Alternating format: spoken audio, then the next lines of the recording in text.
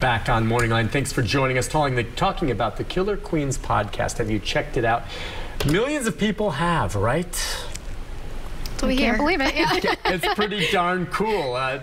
Tyrella Slemp is with us, her sister, Tori brothers. Thank you both for coming on this morning as we talked about the podcast, which is focused on true crime. And I just thought I'd ask you then, none of these are fun or cool or anything like that. It's a very serious subject matter. But what, if you think back, have been some of your more popular episodes, crimes, if you don't mind sharing, or ones that you found particularly intriguing or interesting based on maybe just some of the details of these cases? You know, just whatever personal that you viewed or what your listeners really took to.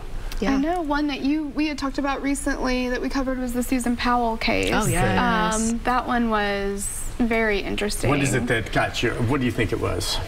Man, well, she's never been found. Okay. She's presumed deceased. And this happened in, is it Utah? Yes. Yes. Okay. And it's very obvious her husband murdered her.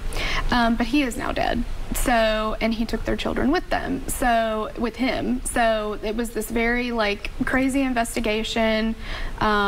She's never been found. He was just a creep, like the creepiest. But he was prime suspect, never arrested. Right. Right, never arrested. And what about the children? Murder-suicide. Oh, okay. So, so the assumption then is that he killed her and then had the kids, and then he was off his rocker and he kills the children and then kills himself. Yes. Well, it was supervised visitation that he had with the kids. Because they had found some very disturbing photos on his computer, so he couldn't have the children by himself, supervised. And then the kids get there. Yeah. And he snatches them in, closes the door real quick, and so the person who's supposed to supervise them, she can't get in, and he locks the door. But then she smells gasoline, and yes. And she calls 911, and it's just so tragic because you listen to the 911 call, and the operator does not understand what supervised visitation is, and he keeps telling her, "I'll send a cop after they deal with life-threatening emergencies," and she's like, "This is life-threatening," and he's like, "But wait, you can't supervise your own visitation, lady." She's like, "No, I'm work for child services." Yeah. And there was just a delay there because he did not understand what she was talking about, and he didn't think it was a big deal. No, and then the house exploded. And she's sitting there in the driveway, it's just horrific. Okay, and that's just one of those cases that, again, in this case, there's no mystery then really, except that her remains have never been found. Sure. Right. They don't believe maybe anyone else was involved. They think this was probably the way it played out. Yes. Correct. Yeah. They've just never been able to. Have you ever heard of the Perry March case? Yeah. Have you done that? We were that's little. One where that was a huge story here, one that I spent an awful lot of time on. I've interviewed and done stories with Perry March, who's still incarcerated, but they've never found Janet March's body. Right. And that was in the 90s? Yeah, 96, I think, is when she disappeared and has never been found. There was a big custody battle. He went down to Mexico with the kids, and her parents finally realized that, yes, he probably killed her. And there's a lot of intrigue to that. And, you know, he's since been convicted, and he's serving life. His father was involved, went to prison and died. But the two children now are grown and hopefully are doing well, but her body's never been found. You know, and so that's an open case.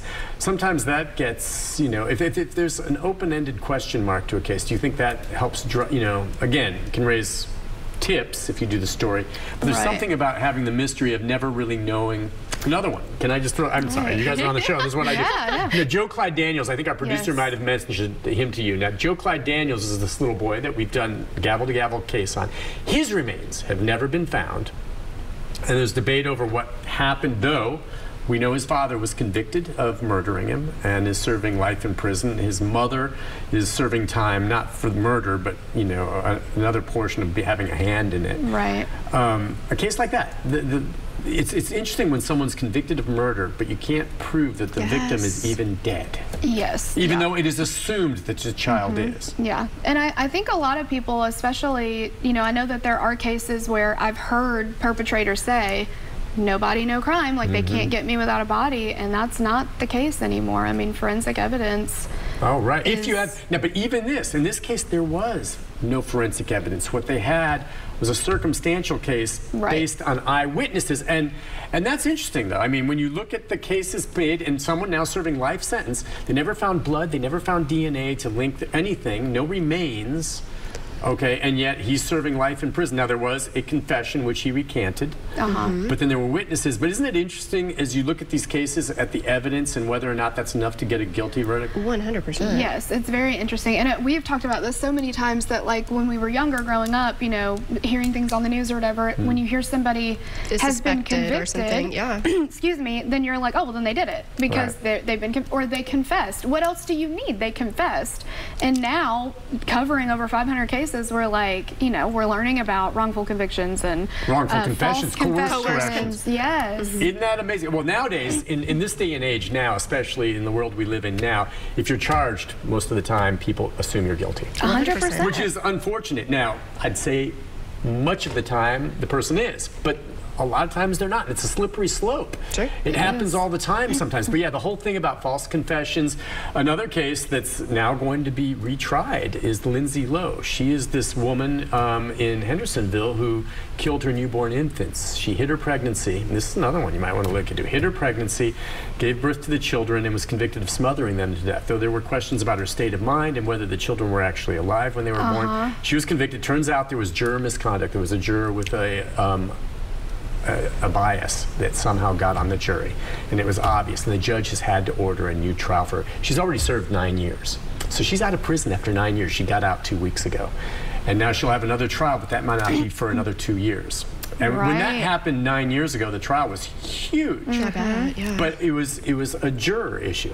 Juries these days. Yes. And you know, people go in there and they have opinions. They claim they can be fair, but if evidence of bias comes up.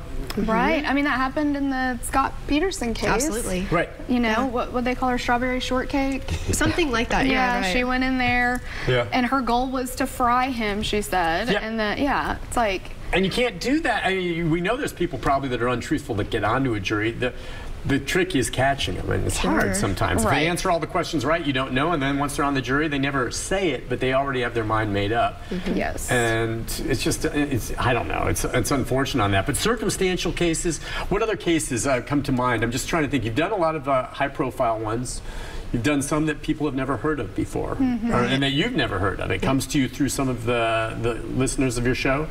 Are there others that have come through that kind of gotcha, or you would talk about some of those? One that, if I was an actual investigative journalist, I would do a whole series. Well, I think you guys are in some ways. You really are.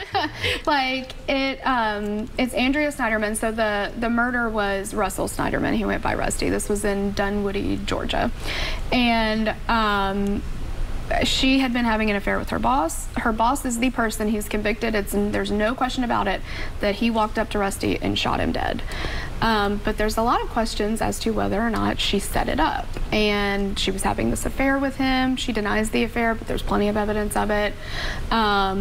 She was never convicted.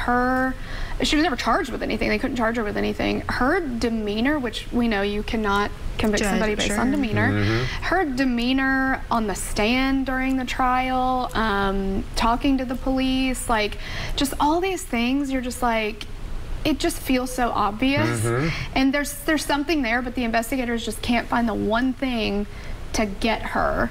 And she's changed her name now, and I don't know all these things, but I believe she should be in prison. So, well, okay, right. And so you both know that there are people that get away with murder. Absolutely.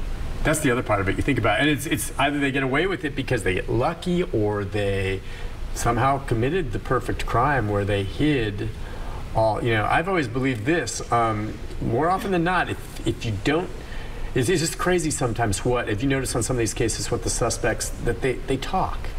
They'll talk to investigators, or they don't realize, or they'll talk. If I've ever committed a crime, which I'm not going to, but if I did, I would clam up and wouldn't say a word to anyone. How many times do their own words come back and haunt them? Oh my gosh. So many. Yeah. Well, and I'm thinking specifically about Robert Durst. Oh yeah. Yeah. No, wait, okay, what was that one now? That's the... okay, there is an HBO docuseries. Because I've heard of that. Yeah, called The Jinx. Called The Jinx, yes. And he He murdered his wife and a best friend of his. Then another man. And another man. But while he goes on the run or on the lam, whatever. He got in trouble, and then he starts living a life as a mute woman. Then they finally catch up with him, and he's being interviewed for the docuseries. Well, he doesn't remember that he's mic'd. He goes to the bathroom, and he's like, I did it all. I killed them all. Killed them all. Killed them all. Did it all.